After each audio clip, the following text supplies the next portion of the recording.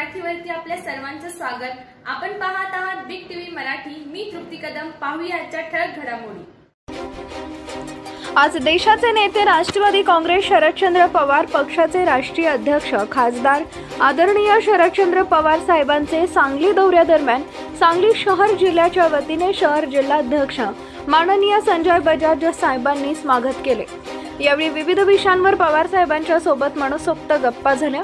प्रामुख्याने सांगली मिरज विधानसभा तसेच सांगली मिरज कुपवाड महानगरपालिका निवडणुकीबाबत चर्चा करण्यात आली।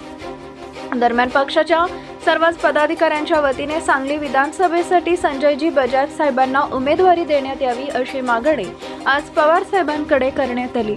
तसेच शक्तीपीठ महामार्ग कृती समितीच्या शिष्टमंडळाने पवार साहेबांची भेट घेत शक्तीपीठ महामार्गाची आवश्यकता नाही, शेतकऱ्यांच्या बागायती जमिनी मोठ्या प्रमाणात बाधित होऊन नुकसान होत आहे, त्यामुळे शक्तीपीठ रद्द करण्यात यावे अशी मागणी सतीश साखळकर आणि शिष्टमंडळांनी पवार साहेबांकडे केली असता पवार साहेबांनी शिष्टमंडळाची तात्काळ दखल घेत मुख्यमंत्री एकनाथ शिंदे यांना फोन करून शक्तीपीठ संदर्भात तात्काळ बैठक घेण्याच्या सूचना केल्या।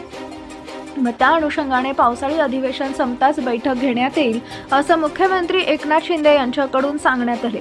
यावेळी शहर जिल्हाध्यक्ष संजय बजाज, युवक शहर जिल्हाध्यक्ष राहुलदादा पवार, सांगली शहर अध्यक्ष सागर घोडके, सांगली विधानसभा क्षेत्र अध्यक्ष सचिन जगदाळे, सेवादल तथा ग्राहक संरक्षण समितीचे शहर जिल्हाध्यक्ष महालिंग हेगडे, दत्ता पाटील, निलेशभाई शाह, वाजिद खतीब, पप्पू कोळेकर, वंदना चंदनशिवे, उत्तमाबा कांबळे, जुबेर चौधरी तसेच शक्तीपीठ महामार्ग कृती समितीचे शिष्टमंडळ आदी पदाधिकारी उपस्थित होते।